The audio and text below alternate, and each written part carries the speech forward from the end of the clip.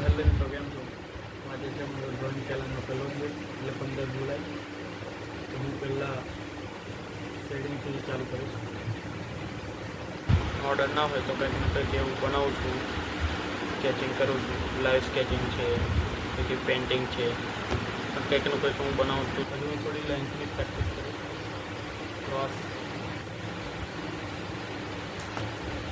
એવી રીતે મેં લાઇન બુટ પહેરીને તૈયાર.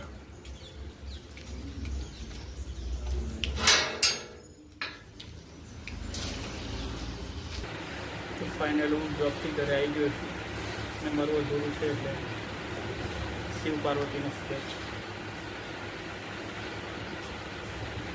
એના માટે આટલું જ, બસ. આગળનું કાલે હવે કરીશ.